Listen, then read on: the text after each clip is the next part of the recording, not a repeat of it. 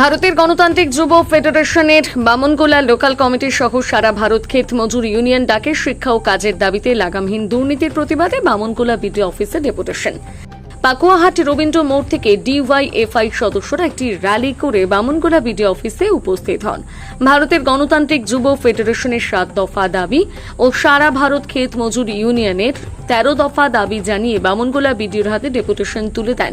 এদিন দাবিগুলো ছিল 100 দিনের কাজ অবিলম্বে চালু করতে হবে, বিদ্যালয়ের ক্লাস বন্ধ রেখে অন্য কোনো সরকারি অনুষ্ঠান করা যাবে না, গোটা ব্লক জুড়ে মাদকদ্রব্যের রমরমা বন্ধ করতে হবে, ব্লকের বিভিন্ন প্রান্তিক এলাকায় বেহাল রাস্তাগুলো নতুন রূপে তৈরি করতে হবে, বামনগোলা ব্লকের সমস্ত পরিযায়ী শ্রমিকদের ফিরিয়ে এনে স্থায়ী কাজের ব্যবস্থা করতে হবে, মুদিপুকুর ও লালগোলা হাসপাতালে পর্যাপ্ত পরিমাণে ডাক্তার, নার্স, সরকারি স্টাফ এবং টেকনিশিয়ানের ব্যবস্থা করতে হবে। সেদিন উপস্থিত ছিলেন ডিওয়াইএফআই সম্পাদক বিশ্বজিৎ মিশ্র, সভাপতি লালু রবি দাস, ক্ষেতমজুর সম্পাদক খগেন বর্মন, সভাপতি গোপাল মণ্ডল, গণ সংগঠনের নেতৃত্ব রেবা রানী সরকার ও সিপিআইএম মালদা জেলা কমিটির সম্পাদক মণ্ডলীর সদস্য ছবি দেব সহ ভারতের গণতান্ত্রিক যুব ফেডারেশন সহ সারা ভারত ক্ষেত মজুর ইউনিয়ন বামনগোলা সকল সদস্যরা। আমরা ভারতের গণতান্ত্রিক যুব federation DFI Bamangola local committee এবং সেই সঙ্গে সারা ভারত ক্ষেত মজুর ইউনিয়ন এর লোকাল কমিটির পক্ষ থেকে বিডিও সাহেবের কাছে আমরা ডেপুটেশন দিতে এসেছিলাম আমাদের 7 দফা দাবি এবং ওনাদের 13 দফা দাবির ভিত্তিতে। যে প্রথমত আমরা যে দাবিগুলো জানালাম যে 100 দিনের কাজ যা এখন বন্ধ হয়ে আছে, আমরা জানি যে হাইকোর্ট রায় দিয়েছে যে 100 দিনের কাজ অবিলম্বে চালু করতে হবে, তা সত্ত্বেও 100 দিনের কাজ চালু হচ্ছে না। সেই 100 দিনের কাজকে অবিলম্বে চালু করার দাবিতে এবং তার বেতনটা যে আছে সেটাকে বাড়িয়ে 600 টাকা এবং সেই সঙ্গে 100 দিনের কাজকে 200 দিন করতে হবে, এই দাবি নিয়ে আমরা বিডিও সাহেবের কাছে গিয়েছিলাম। সেই সঙ্গে দেখা যাচ্ছে যে প্রতিনিয়ত বামনগোলা ব্লকে যে সমস্ত সরকারি আমাদের যে বিদ্যালয়গুলো আছে, হাই স্কুলগুলো আছে, বিভিন্ন সরকারি কাজের জন্য, যেমন হতে পারে দুয়ারে সরকার, যেমন হতে পারে পাড়ার সমাধান, সেই সমস্ত কাজের জন্য দেখা যাচ্ছে যে ক্লাস বন্ধ রেখে বা একদিকে হয়তো ক্লাস চলছে, আরেকদিকে তাদেরকে সেই প্রোগ্রামগুলো করা হচ্ছে, এতে করে ক্লাসের পরিবেশ নষ্ট হচ্ছে।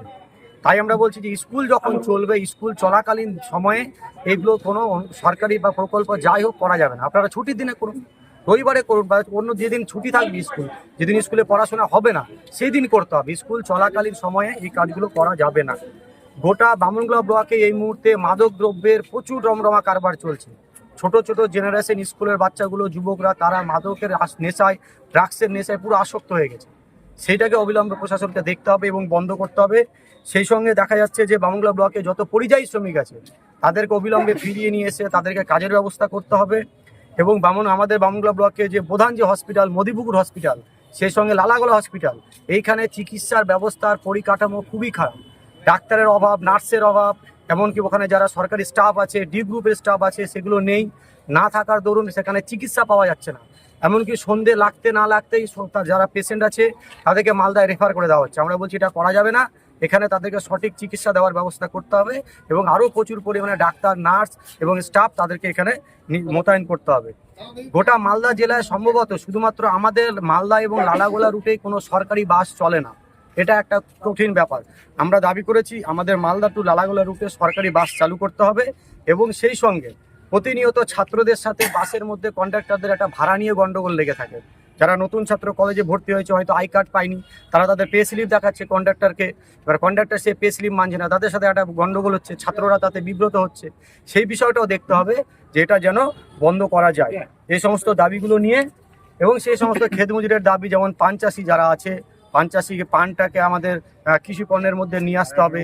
পান হাটি যেটা এখন চলে গেছে সেই কিষাণ মান্ডিতে, সেখানে কৃষকদের সমস্যা হচ্ছে, সেই পান হাটিটাকে আমাদেরকে পাকুয়ায় নিয়ে আসতে হবে, সেখানে পান হাটিটাকে ব্যবস্থা করতে হবে।